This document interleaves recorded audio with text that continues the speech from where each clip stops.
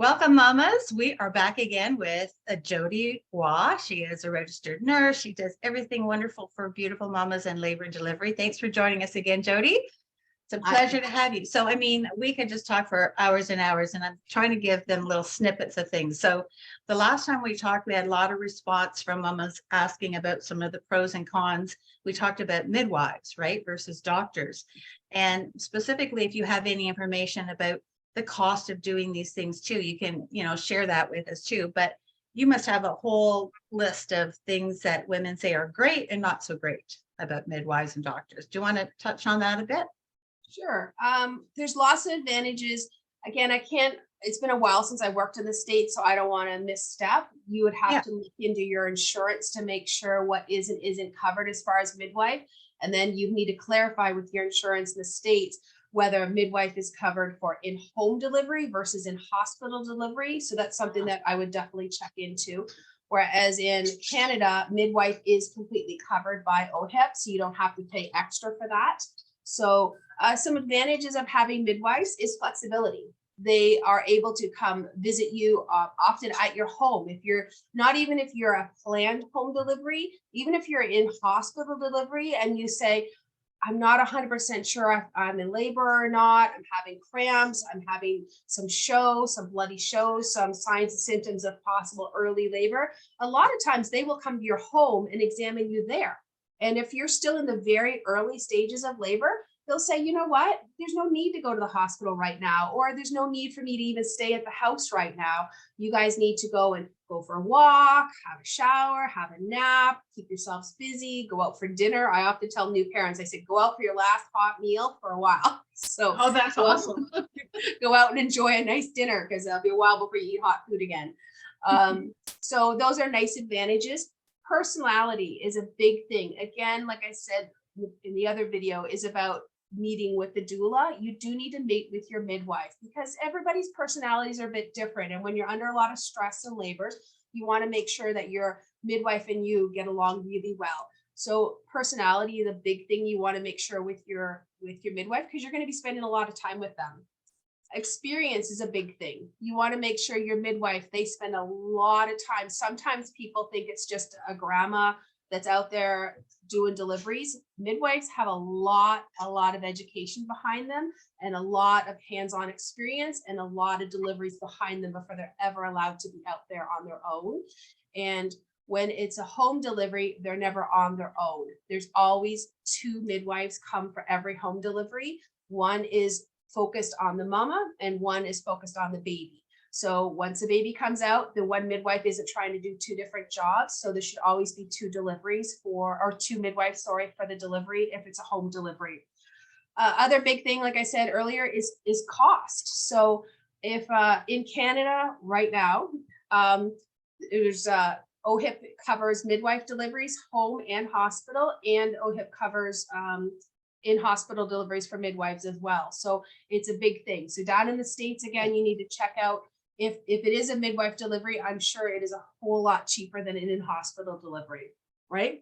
Yeah. Disadvantages is environment. It can be good and bad. You're at your own house. You can wander around. You can do what you want, whether you're in the couch or the living room or out in your backyard or wherever. Some people have pools or hot tubs tubs that they can get into to help relax and get through labor.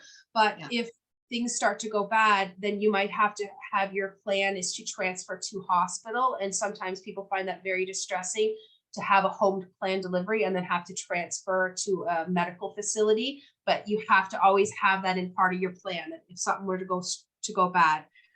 Lack of medical expertise. Again, midwives are trained for fairly normal, healthy, regular deliveries. And if things go sour and need a lot of interventions, they do need to consult with a physician. So again, that's going to be a transfer to hospital, or if they're in hospital, they'll just consult and have the physician come in and see if some interventions need to be done, but be prepared that the midwife is not prepared to do forceps deliveries, vacuum deliveries, or C-sections.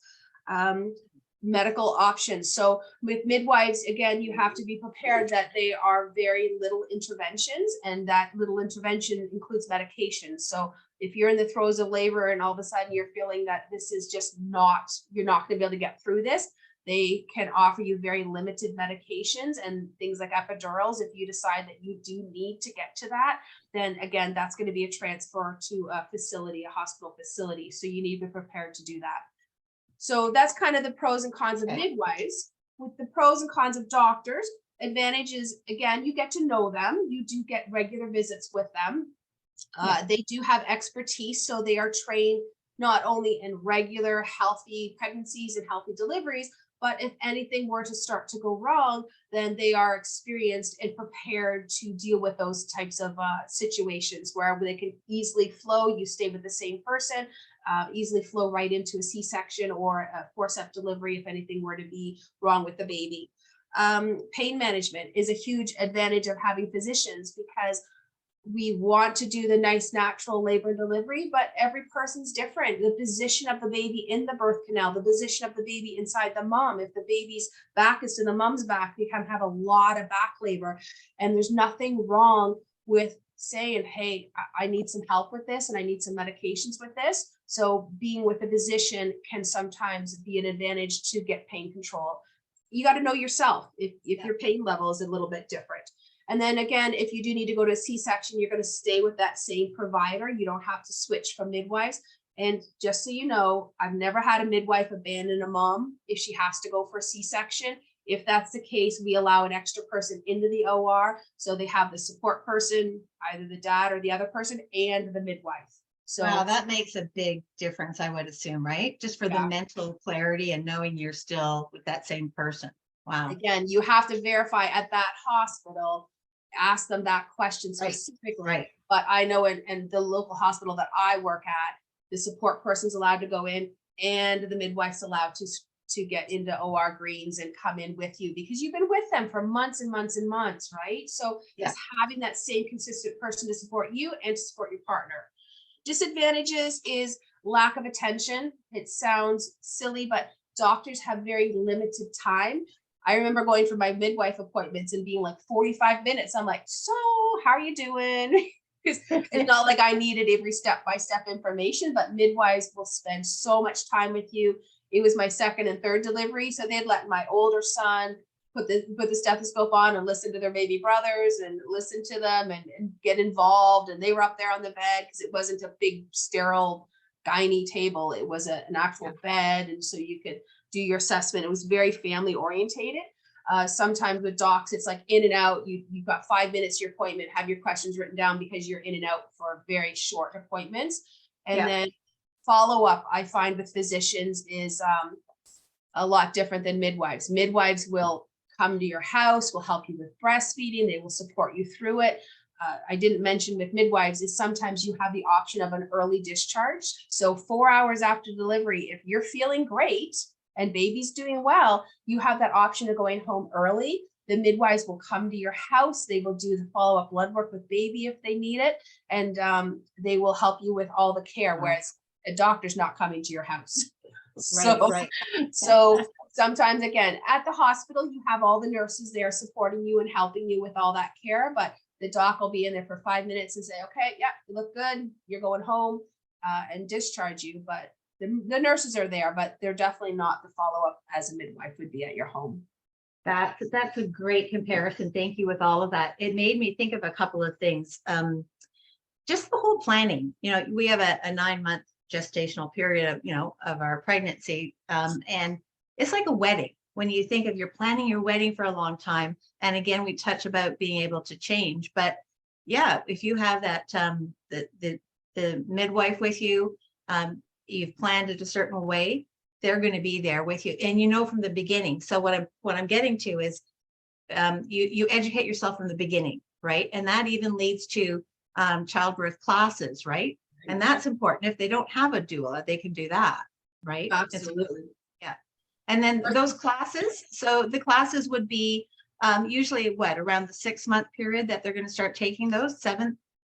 Well, you want them earlier than later because you just never know. Sometimes people go into premature labor. Sometimes people have complications. So you don't need to go in the first trimester, but usually by second trimester, we're saying that's the time to be starting to get signed up for one, because again, having that education and knowledge makes all the difference in the world. Is like Yes. the wedding's a great example. You just don't show up on your wedding day and going, okay, what are we doing? Like nobody Yeah. knows nothing, right? You take months and months to plan it, you organize it, who's going to do what, who's going to support who, how it's going to go, what location are we going to use, who's going to be involved with it, how do I want my day to go. So birthing classes is an amazing thing to have as a first time mom. And even if it's been a while since you delivered, if it's been a few years, sometimes things change.